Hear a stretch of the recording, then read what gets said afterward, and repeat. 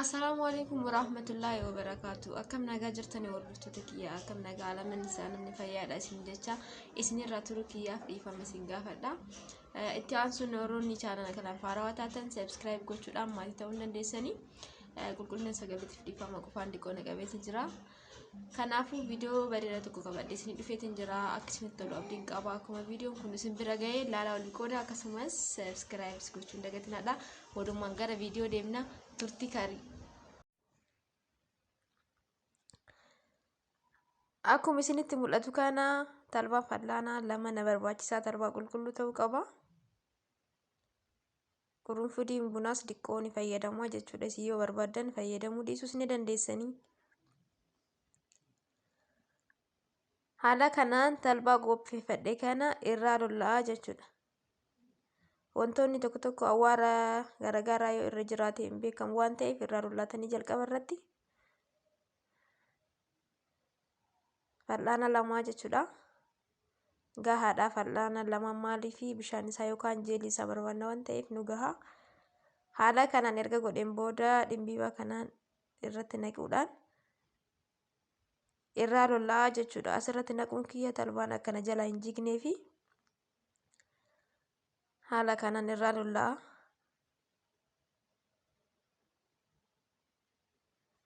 Erga irraa lolla'een booda waashaa uumatuun qabu garuu shakkuurra irraa lolla'uu wayya jedheetiin awwaara ofirraa qabaate hin beekamu waan ta'eef haala kanaan goonee meeshaa itti affeelutti naqadha. Sambooda ni affeeltanii jechuudha. Waan kanaan kan isinitti agarsiisuu barbaade ka fuulaatis ka rifeensaatis yeroo tokkotti hubachuu ni dandeessanii jechuudha. Haala kanaan bishaan ho'aatti naqadha akka dafee danfuufi.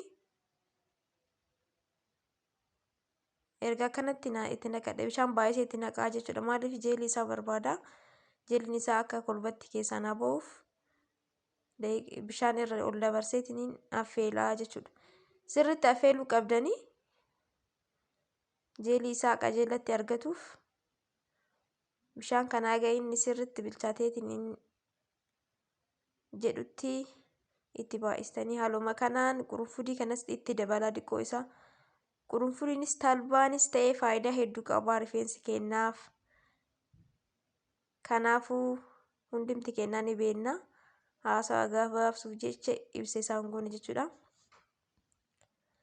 Isaan lamaan kana walitti godhuudhaan waan bareedaa tokko irraa argannaa jechuudha. Haala kanaan irra kaa'eetii jira. Erga inni danfee jalqabee daqiiqaa 10 affeelaa jechuudha.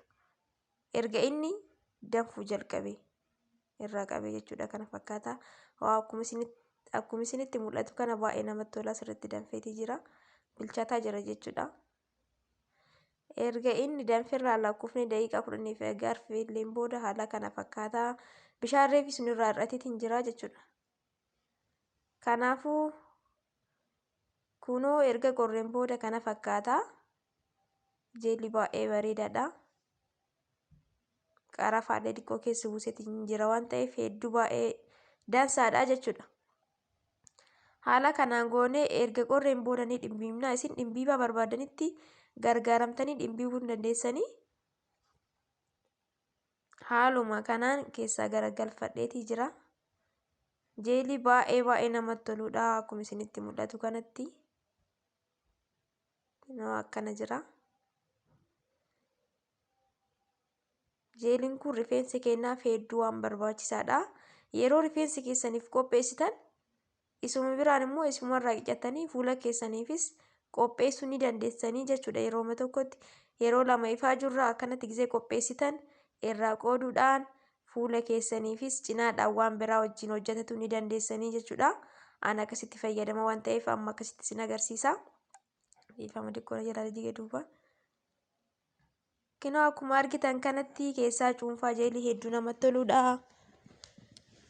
Rifeensa kennaafis fuula kennaafis ni ta'a.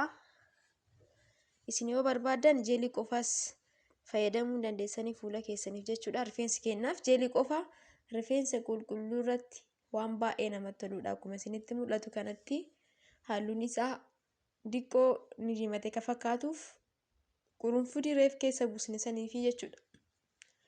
Qurunfudiinis faayidaa hedduu qaba waan ta'eef haala kanaan fayyadama.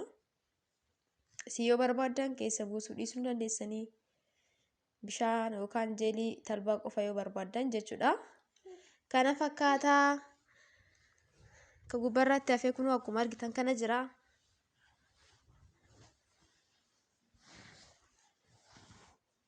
Isa kana erga kanatti dhimbibbanneen booda kunoo kana fakkaataa. Waan baay'ee namatti toludha. Akkuma dura isiniin jedhetti yoo barbaadan kana qofas fuula keessaniif fayyadamuu dandeessanii. Akkana jira.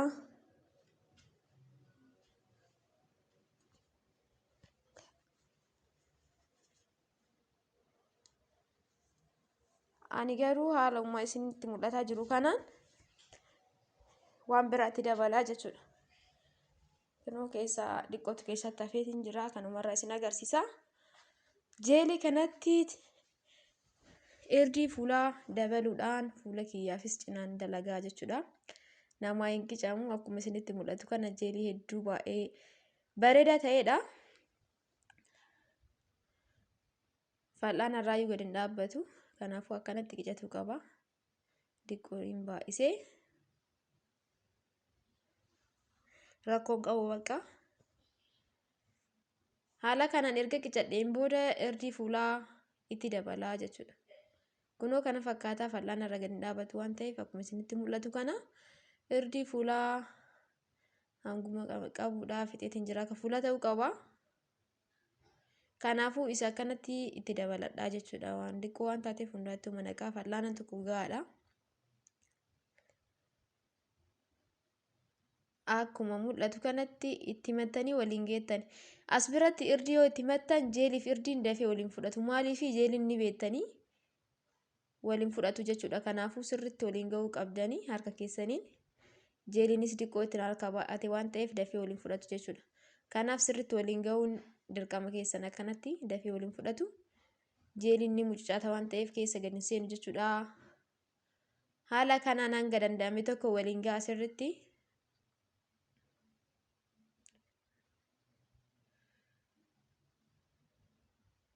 Erga kanatti waliin geettaniin booda kunoo kana fakkaataa baay'ee waliin fudhannee damma fal'aana tokko itti godhadhaa jechuudha. Akkuma isinitti mul'atu kana damma kana manaa qabaa. Dammi kamuu ni ta'a. Damma yoo hin qabaanne mana keessan keessa damma yoo hin jirre yoo ta'e sukkaara godhuu dandeessanii bakka kana rakkoon qabu. Kanaafuu haala kanaan sirriitti waliin gahaa jechuudha. Waan kana kan isitti agarsiise jeelii isaa rifeensi kennaaf.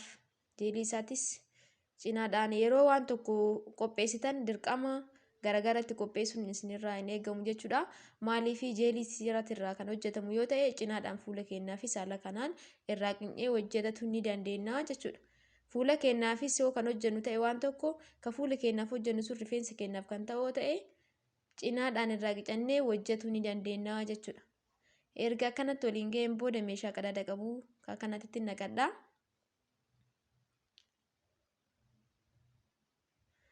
Kanaaf erga kana gootan booda fuula keessan qulqulleessitanii fuula keessan qulqulluu irratti dibattanii daqiiqaa 15 hanga 20 tursiisuudhaan ofirraa dhiqxanii jechuudha. Hedduu waan baay'ee namatti toludha. Haala kanaan yoo qopheessinee guyyaa 3 hanga 5 ni tura waan ta'eef firiijii keessa kaa'attanii itti fayyadamuu dandeessanii.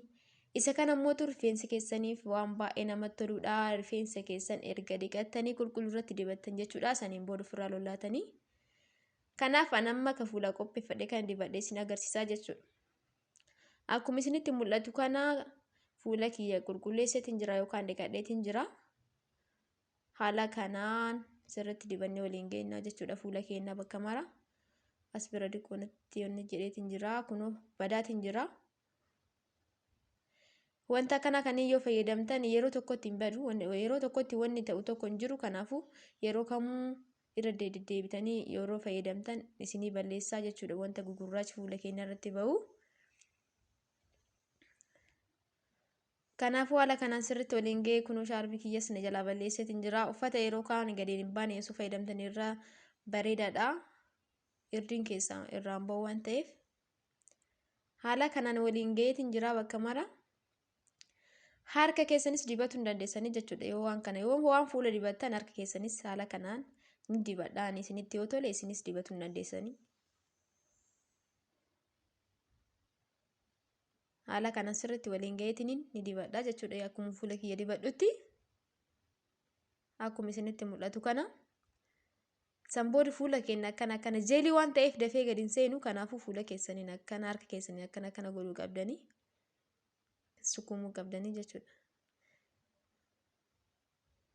Daqiiqaa 20 booda kunoo kana fakkaataa nama qaba. Akkuma isinitti mul'atu kana waan baay'ee namatti toluudha. Fuula keessan isin qaba. Harkis kunoo kana fakkaataa kareebsuun. Innuu isinitti maa jechuudha daqiiqaan isaa yoo ga'e yookaan akkana sukumatiin ofirraa lollaadha.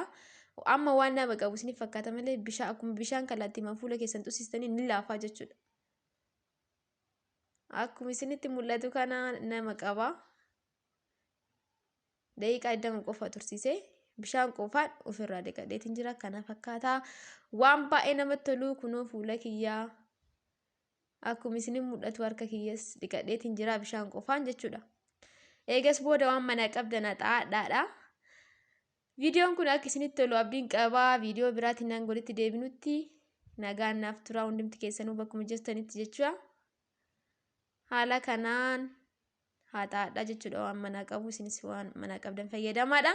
Kanarraaf qabadee dhufe kana fakkaata. Kan biraatiin nan golitti deebinutti nagaan naaf turaa isin hunduu bakkuma jirtanitti. Bye bye.